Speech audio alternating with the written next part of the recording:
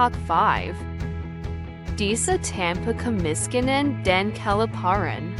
Pengertian kemiskinan dan kelaparan. Kemiskinan adalah kondisi di mana seseorang atau kelompok mengalami penurunan taraf dalam mencukupi kebutuhan hidupnya. Kelaparan adalah suatu kondisi di mana tubuh mengalami kekurangan makanan yang parah untuk waktu yang panjang. Kemiskinan dan kelaparan memiliki hubungan yang saling mempengaruhi. Kemiskinan seringkali menjadi pemicu kelaparan karena individu atau keluarga yang hidup dalam kondisi ekonomi yang sulit cenderung menghadapi keterbatasan akses pangan. Baik, untuk materi yang selanjutnya mengenai hubungan antara kelaparan, kemiskinan, dan pertumbuhan ekonomi. Pertama, dari kesehatan masyarakat. Jika sebagian besar penduduk menderita kelaparan, hal ini dapat meningkatkan risiko penyakit.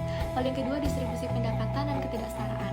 Kurangnya gizi dapat menyebabkan penurunan energi dan daya tahan fisik yang dimana dapat menghambat produktivitas dan pendapatan.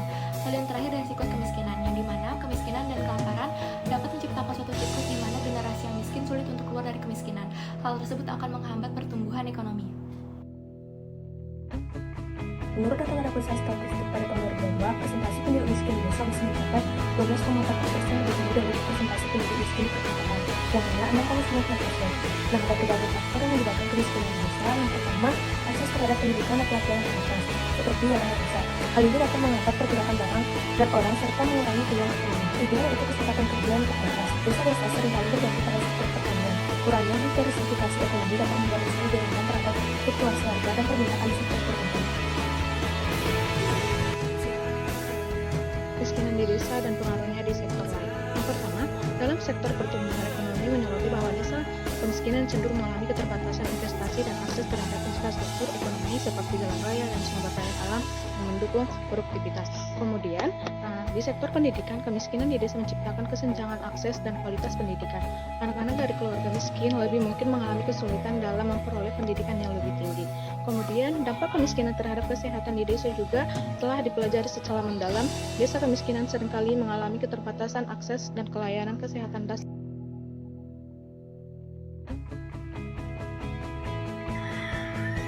Solusi untuk mengatasi dampak kemiskinan di desa.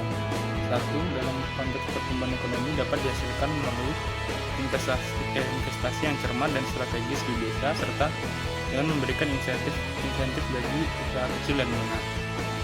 Lalu yang kedua, dalam konteks pendidikan, inisiatif pemberian beasiswa dan bantuan keuangan kepada keluarga miskin serta peningkatan kualitas fasilitas pendidikan dan peningkatan keterampilan guru.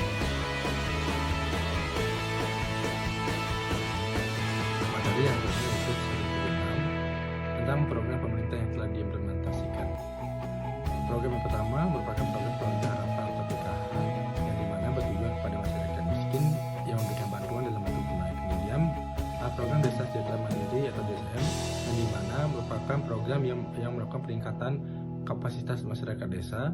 Kemudian yang terakhir program pembangunan desa yang tertinggal atau PDT yang dimana khusus untuk melakukan pembangunan yang tertinggal. Tanpa kemiskinan mendukung SGDS Desa 1. Program pembangunan memberikan perhatian besar terhadap upaya pengentasan kemiskinan, Sustainable Development Goals Desa.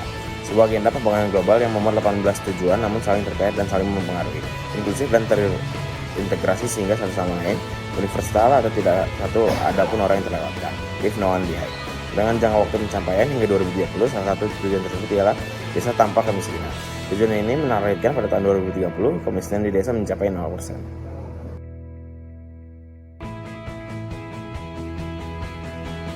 Selanjutnya, prioritas dana desa mendukung SDGs Desa 1. Di Indonesia, salah satu bantuan berbentuk BLT, BSP, kartu prakerja, kartu sembako, dan bantuan usaha ekonomi lainnya dengan target 5%. Sasaran yang harus dicapai pertama sebanyak 100% masyarakat desa memiliki kartu jaminan kesehatan. Kedua, perempuan kepala keluarga 100% menerima bantuan pemenuhan kebutuhan dasar. Ketiga, cakupan layanan kesehatan, personel dan imunisasi, pemakaian kontrasepsi, akses minum dan sanitasi, baik 40% penduduk berpenghasilan terendah. Keempat, akses dan layanan pendidikan.